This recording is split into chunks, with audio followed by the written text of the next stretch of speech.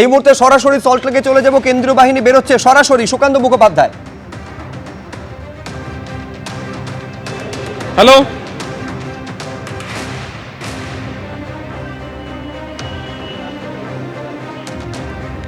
যে ছবি আপনারা দেখতে পাচ্ছেন যে ইডি তদন্ত করছিল এবং ইডির সঙ্গে যে সিআরপিএফ জওয়ানরা ছিল তারা কিন্তু এবার এক এক করে এই সল্টলেকের যে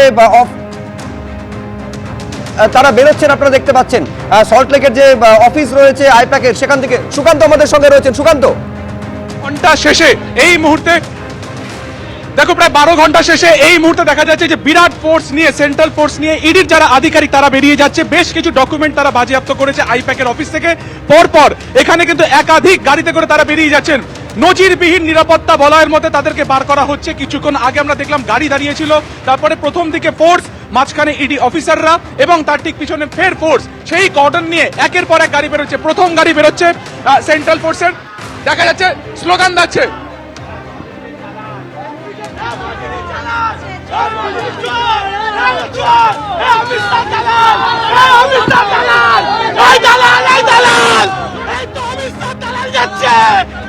দেখা যাচ্ছে গাড়ি ঘিরে বিক্ষোভের ছবি দেখা যাচ্ছে। একদিকে স্লোগান দেওয়া হচ্ছে,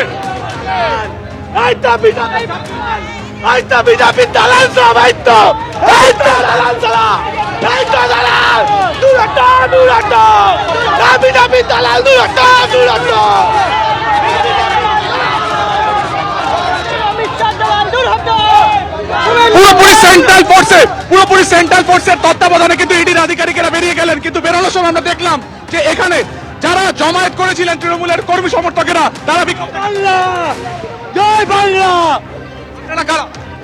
আমরা টিএমসি কর্মী, স্লোগান দিচ্ছেন। কেন দেবো না?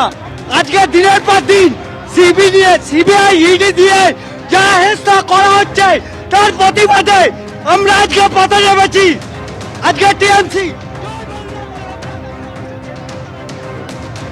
দেখতে পাচ্ছেন যে প্রায় 12 ঘন্টা পর ইডির যারা তদন্তকারী আধিকারিক যারা এই যে আইপ্যাকের অফিসে প্রায় 12 ঘন্টা ধরে তল্লাশি চালালেন, তারা যখন বেরোচ্ছেন একেবারে এসকর্ট করে তাদের নিয়ে যাওয়া হলো। ঠিক সেই সময় এই সল্টলেকে সেক্টর 5 এর অফিসের বাইরে প্রচুর তৃণমূলের কর্মী সমর্থক তারা সেখানে উপস্থিত ছিলেন। তারা স্লোগান দিতে থাকেন। নিরাপত্তা বেষ্টনী কার্যত তৈরি করে সিআরপিএফ জওয়ানরা তারা বের করে দিলেন ইডি আধিকারিকদের। আমাদের আরেক প্রতিনিধি ঐশী মুখোপাধ্যায় আমাদের সঙ্গে রয়েছেন। ঐশী, বিশাল বাহিনীর ঘেরাটোপে দেখা গেল যে সিআরপিএফ জওয়ানরা তারা কিন্তু এখানে যে সমস্ত ইডি আধিকারিকরা ছিলেন তাদেরকে কিন্তু বিশাল এক নিরাপত্তা বলয়ের মধ্যে দিয়ে বার করলেন। এবং তারপরে তুমি দেখতে পাচ্ছ এখানে উপস্থিত তৃণমূল কংগ্রেসের যারা কর্মী সমর্থকেরা তারা বিক্ষোভ প্রদর্শন করছেন। তারা দেখা যাচ্ছে ইডি আধিকারিকদের যে গাড়ি, সেই গাড়িকে ঘিরে তারা বিক্ষোভ দেখাচ্ছেন।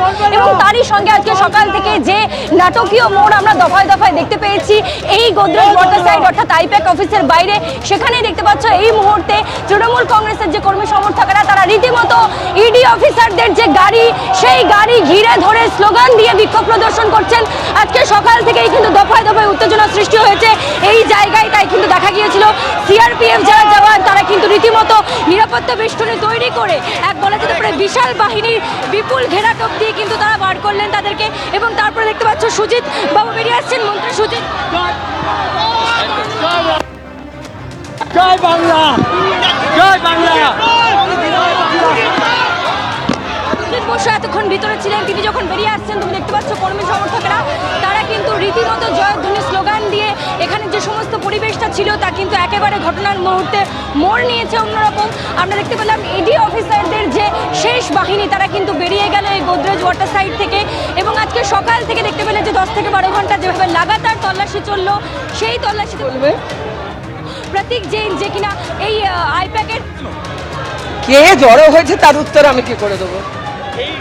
তদন্ত ভার নিয়ে কি বলবেন? এই তদন্ত নিয়ে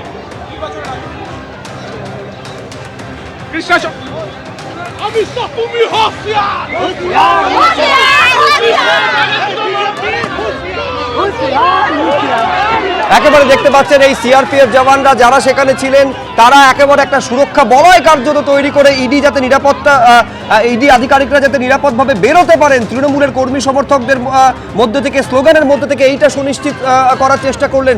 সরাসরি কথা বলবো, সুকান্ত মুখোপাধ্যায় আমাদের সঙ্গে রয়েছেন। কি অবস্থা সুকান্ত? কাছে তোমাকে আরো একবার ছবিটা দেখাবো যে কিভাবে এখানে তৃণমূলের কর্মী সমর্থকেরা এখানে জমায়েত করেছিল। ঠিক যে সময় এখানে ইডি আধিকারিকেরা বেরোন তার ঠিক আগে আমরা দেখলাম যে সেন্ট্রাল ফোর্স কার্যত কর্ডন করে তাদেরকে বার করলো। যেই সময় সেই গাড়িতে ইডি আধিকারিকেরা বেরোনো শুরু করলেন সেই সময় কিন্তু তারা স্লোগান দিলেন, কখনো তারা শুভেন্দু অধিকারীকে কেন্দ্র করে স্লোগান দিলেন, কখনো তারা একেবারে দালাল এরকম নামেও তারা কিন্তু স্লোগান দিতে থাকলেন। এবং সেই সময় তারা গাড়ির কাছে যেতে গেলে আগে থেকে যে সেন্ট্রাল ফোর্স ছিল তারা কিন্তু কোনোভাবে তাদেরকে সেই গাড়ির আশপাশেও আসতে দেননি এবং তারপরে দ্রুত দুটো গাড়ি কিন্তু বেরিয়ে যায়। আরো একটি গাড়ি 3 নম্বর গাড়ি দেখা যাচ্ছে যেখানে সেন্ট্রাল ফোর্সের আধিকারিকেরা বেরোচ্ছেন, সেখান থেকে বেরোচ্ছেন এবং প্রচুর পরিমাণে তৃণমূল কর্মী সমর্থক তারা এখানে রয়েছেন। যেহেতু এটা আইপ্যাকের অফিস, এখানে সকাল থেকে এখানে এই অভিযান চলছিল, সেটাকে কেন্দ্র করে তারা এখানে আসেন এবং তারা এখানে স্লোগান দিচ্ছেন। ফলত সার্বিকভাবে আমরা দেখলাম একের পর এক যে ছবি, মুখ্যমন্ত্রীর আশা, বিধাননগর কমিশনারেটের আধিকারিকেরা একের পর এক একেবারে ঘটনাবহুল একটা দিন, কিন্তু তার মধ্যে প্রশ্ন উঠতে শুরু করেছে একাধিক গুরুত্বপূর্ণ বিষয় নিয়ে। আমি সরাসরি আমাদের আরেক প্রতিনিধি পার্থপ্রতিম ঘোষ আমাদের সঙ্গে রয়েছেন, দেখাও ছবিটা পার্থ।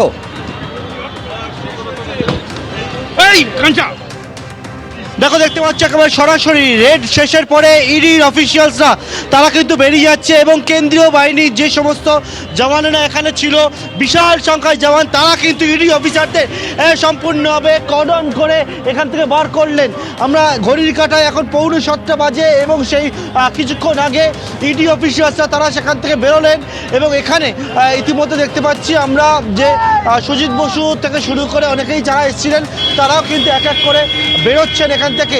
ইডির যে তল্লাশি যে রেড, সেই রেড শেষ হয়েছে এবং শেষের পরে এখান থেকে কিন্তু যারা এখানে উপস্থিত ছিলেন সুজিত বসু থেকে শুরু করে অন্যান্য তৃণমূলের কর্মী নেতৃত্ব, তারা এখান থেকে এক এক করে বেরোচ্ছে এবং এখানে প্রচুর সংখ্যায় তৃণমূল কর্মীরা তারা এখানে জমায়েত করেছেন, তারা আসেন এবং আজকে এখানে যে আইপ্যাকের যে দপ্তর, সেই দপ্তরে ইডির যে তল্লাশি, সেই রাজনৈতিকভাবেই তার মোকাবিলা করা হবে, এ বিষয়ে কোনো কথা নেই। বিজেপি প্রশাসন